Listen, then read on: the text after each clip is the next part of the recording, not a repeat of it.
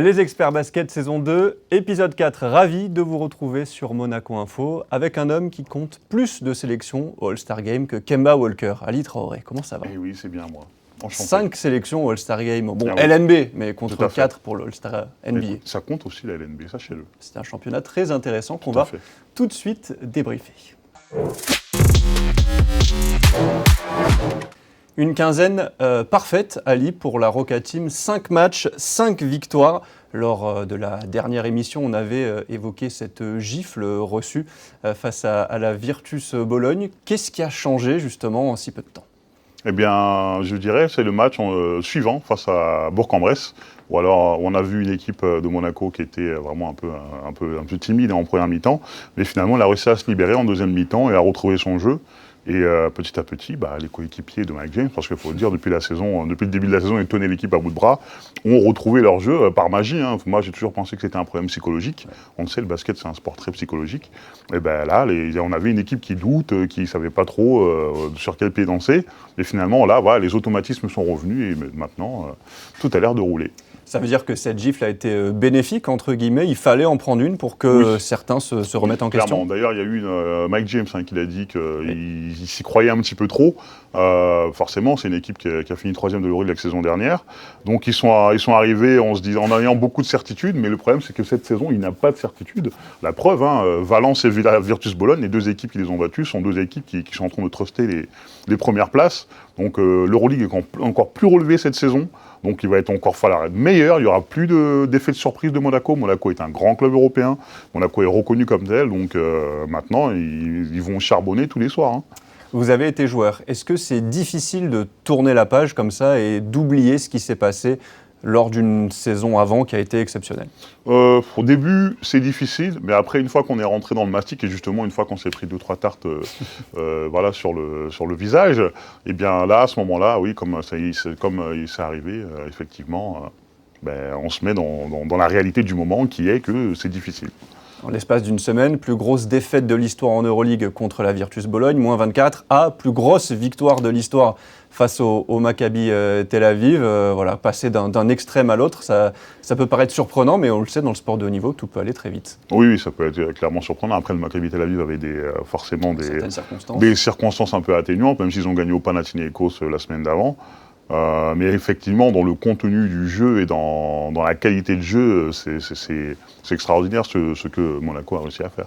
Dans le basket de haut niveau, il y a plusieurs indicateurs, notamment le rebond, mais aussi l'adresse extérieure à 3 points, et ça va beaucoup mieux pour Monaco depuis quelques matchs. Ouais. Ça aussi, c'est le signe d'une équipe qui a repris confiance. C'est un peu dingue, parce que l'adresse actuelle est complètement dingue, en sachant que la saison dernière, c'était vraiment le plus gros problème de cette équipe de Monaco, c'était l'adresse à 3 points.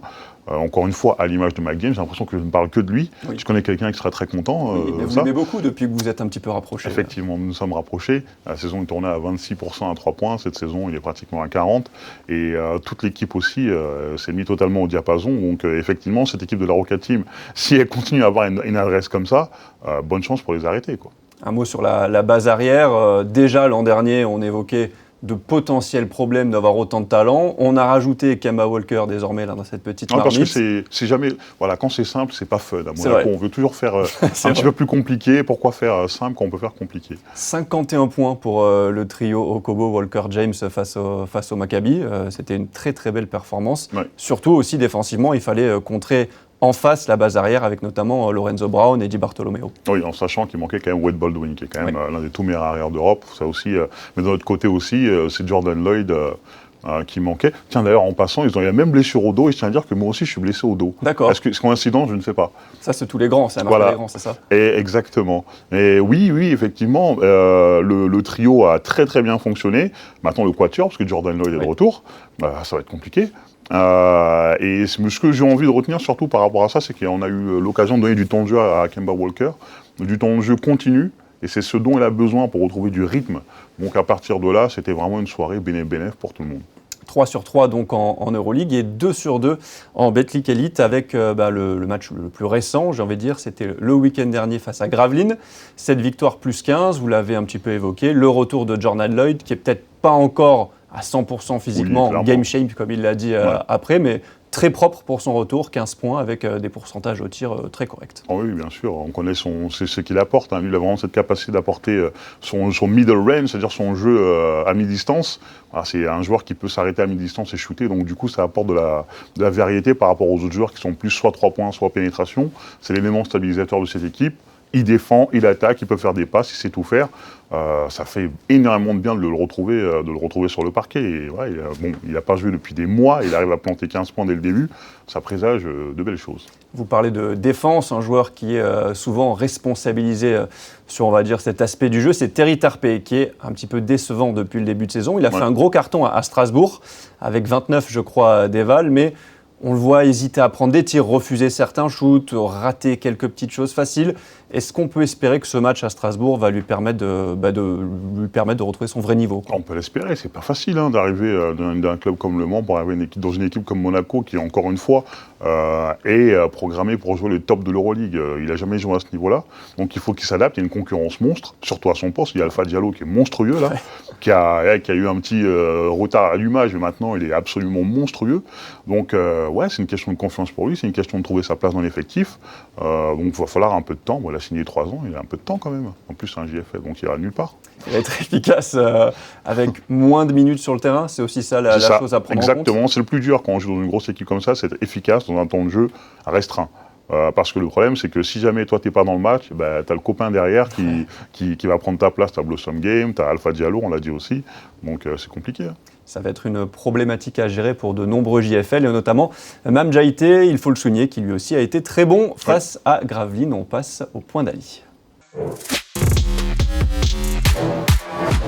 Ali, c'est votre chronique et vous avez envie d'évoquer les rivaux de la Roca Team, et notamment l'Asvel qui a pris une décision via son président Tony Parker le 20 octobre, il y a quelques jours, licencié, enfin diraient certains supporters de Villeurbanne, TJ Parker le coach. Ma question elle est simple, est-ce que c'était la bonne décision à prendre ? Clairement, je pense que TJ avait totalement perdu... Voilà, il était dépassé par les événements. Cette année, alors l'année dernière, il avait une bonne excuse parce que l'effectif n'était vraiment pas au niveau. Beaucoup trop de paris, mais cette saison, l'effectif est très bon. Et malheureusement, il n'a pas réussi à en tirer quoi que ce soit. Donc l'Asvel devait prendre une décision. C'était une décision courageuse de la part de Tony Parker parce qu'on sait, c'est son frère. L'affect entre en compte. Effectivement.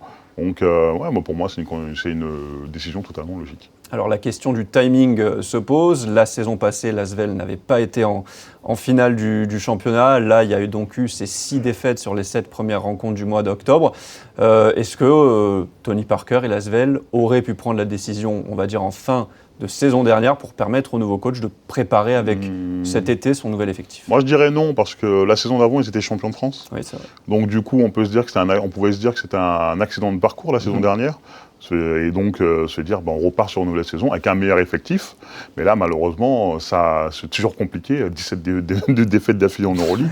Donc, je pense qu'à partir de là, on se dit que c'est pas l'effectif, c'est peut-être le coach qu'il faut changer. Donc, voilà, moi, je suis jamais dans l'optique qu'il faut absolument changer les coachs tout le temps. Donc, mais là, effectivement, avec l'effectif actuel, c'était clairement lui le problème. Un mot sur le nouveau coach, justement, Gianmarco Pozzecco. L'Asvel avait cherché à enrôler un autre homme d'abord, le sélectionneur allemand de cette équipe allemande qui avait impressionné au mondial. Qu'est-ce que vous pouvez nous dire sur ce nouvel entraîneur qui a d'ailleurs réussi ses débuts avec une victoire en Betclic Elite? Alors moi j'ai un mot pour définir cet entraîneur, c'est passion. Okay. Passion, alors pour l'avoir commenté ces 2 premiers matchs, Bologne et l'Asvel, il a dit que lui, sa conception du basket, c'est aimer ses joueurs comme il aime sa propre famille. D'accord. Et ça se voit, il est très tactile, très bisou, très câlin, il y en a qui aiment bien, il y en a qui n'aiment pas. Calinothérapie. Voilà, et c'est un joueur qui est un motivateur expert. Il est arrivé en 2 jours, l'Asvel a été totalement transfiguré. Moi, je suis très fan de cette signature, plus que Gordon Herbert, qui est vraiment dans la culture de l'Asvel. Et moi, je voulais quelqu'un qui mettrait un coup de pied dans la fourmilière. C'est exactement ce que fait Gianmarco Pozzecco. Et là, je pense vraiment que l'Asvel a un avenir radieux avec ce coach-là, parce que comme j'ai dit, l'effectif est top. Il a travaillé sur l'aspect psychologique, maintenant il aura un peu de temps pour travailler sur l'aspect tactique. Et je pense que maintenant, l'Asvel, Monaco va avoir un vrai rival en l'Asvel. Le rival de la saison dernière, c'était les Mets, les Metropolitans qui étaient allés en finale, même si bon, ça avait été assez expéditif avec ce sweep, 3-0. Là, c'est une saison complètement différente. Ils n'ont pas gagné un seul match en championnat. L'été a été très agité, forcément. Qu'est-ce qui se passe là du côté de Bologne ? La gueule de bois est terrible pour les Mets. C'est, après Pompilop, c'est devenu Pompe-en-Lampe. Tout à fait, oui. Ouais, allez-y. Je suis dans le Pompe-en-Lampe. Non, c'est terrible pour les Mets parce que déjà, ils n'étaient même pas sûrs de repartir. Oui. On peut se demander où est passé l'argent. Et voilà, ils ont effectué un effectif au tout dernier moment. Un coach au tout dernier moment. Il n'y avait que Laou Konaté sous contrat en juillet. Voilà, non mais c'est dingue, mais dans ces conditions, tu ne peux pas commencer une saison correctement. C'est normal que ce soit un naufrage comme ça. Donc ouais, structurellement et au niveau organisationnel, il y avait un vrai souci au niveau des Mets. Il y a même des rumeurs qui disent que même la saison dernière, ils ne repartiront pas. Donc dans ces cas-là, pour moi, c'est logique qu'ils soient à 0-8 actuellement. Ils peuvent s'en sortir ou avec un tel boulet au pied là sur le début de saison, ça va être compliqué. C'est chaud, autant comme l'Euro, j'ai envie de dire, c'est comme l'Euroleague. Sauf que c'est une constante en Betclic Elite, c'est que là, tout le monde peut battre tout le monde. Oui. Donc à part les Mets apparemment, et Gravelines. Et là, ils prennent quand même beaucoup de retard. Moi, franchement, à leur place, je serais quand même extrêmement inquiet. Il y a d'ailleurs l'ami Dibost qui a quitté le navire. On passe à la question du jour. On passe une nouvelle fois de l'autre côté de l'Atlantique pour reparler de NBA, mon cher Ali. Tout à fait. Une semaine seulement déjà que ce championnat a repris et on voit déjà de nombreux cartons offensifs. 51 points pour Zach LaVine, 49 pour Luka Doncic face à Brooklyn. De nombreux matchs comme ça à 30, 40, 50 points. Est-ce que ça devient un petit peu ridicule, ce jeu offensif à outrance ? Écoutez, ça a été un parti pris qui a été pris, effectivement, qui a été pris par la NBA pendant après la domination des Bulls, de vraiment tout pour l'attaque, faire en sorte que les attaques soient avantagées par rapport aux défenses. Donc là, ce n'est que le produit de la volonté de la NBA. Donc ça fait parler, ça fait des news. Est-ce que c'est ridicule ? Oui. Parce qu'à un moment donné, si tous les soirs il y a un mec qui plante 50 points, on peut commencer à se poser des questions sur la qualité du jeu produit. Mais voilà, ça rapporte des fans, ça fait rêver. Donc voilà, pour le puriste basket, c'est ridicule, mais pour celui qui est le profane, entre guillemets, c'est que du kiff. Alors, on l'explique comment ça défend beaucoup moins qu'en Europe, ça oui, mais aussi il y a les meilleurs joueurs du monde là-bas avec des talents offensifs hors du commun. Si tu prends les meilleurs joueurs du monde et que tu donnes des règles qui ne font que favoriser l'attaque, forcément, ils vont mettre des 50 points à tous les matchs, c'est normal. On a enlevé la règle du hand-checking, donc tu peux même plus toucher ton attaquant. Il y a les 3 secondes défensives, donc l'intérieur est obligé de sortir de la raquette systématiquement pendant les défenses. Donc vraiment, tout est fait pour favoriser l'attaque. Donc, tu as les meilleurs joueurs du monde, tu as les meilleures règles pour les meilleurs joueurs du monde, donc forcément, ça fait que des cartons. Avec 2 minutes de plus par carton aussi. Avec 2 minutes de plus par carton. Est-ce que ça, c'est quelque chose qui peut être durable ou à l'image de ce qu'on voit, beaucoup plus de joueurs NBA qui viennent en Euroleague pour, entre guillemets, jouer un vrai basket, est-ce que cet exode des talents américains vers l'Europe, alors qu'avant c'était l'inverse, peut se poursuivre dans les années qui viennent ? Mais ça reste compliqué, ça reste la NBA quand même. C'est le rêve de tout le monde de jouer en NBA. Donc les meilleurs resteront en NBA et les joueurs un peu borderline, ils descendront en Euroleague où le niveau a beaucoup augmenté. Voilà, donc je pense pas du tout qu'une exode se fera. Mais je pense qu'à un moment donné, la NBA va se dire ça commence à être ridicule, 200 à 455. Il faudrait quand même réfléchir à remettre quelques règles un peu correctes à ce niveau-là. Parce que c'est du business, vous l'avez dit, et autour de nous, on va dire le grand public, de plus en plus de personnes commencent un peu à se désintéresser et regardent la NBA à partir des playoffs, où là, ça revient un petit peu le basket. La preuve, la NBA est obligée de faire plein de règles actuellement pour que les stars ne se reposent pas. Et aussi, là, ils ont fait une Leaders Cup à la NBA en plein milieu de la saison pour remettre de l'attractivité à la saison régulière. Donc effectivement, ça cogite là-bas, pour que le produit reste bon, quoi. Le fameux play-in tournament. Exactement, il y a le play-in et il y a un tournoi de Leaders Cup vraiment à la fin de l'année. En début d'année 2024. Il s'inspire des meilleurs. Exactement, il s'occupe, plus de la Copa del Rey en Espagne, mais on est en France. Enfin, on est en France. Enfin bref, on se comprend. Voilà. Ali, merci infiniment d'avoir été avec nous pour ce nouvel épisode des Experts Basket. Passez une bonne semaine aux commentaires. Combien de matchs au programme là, cette semaine ? Seulement 3 cette semaine. Petite semaine. Petite semaine. Ouais. Écoutez, reposez-vous bien et nous, on se retrouve dans 15 jours pour une nouvelle émission des Experts Basket.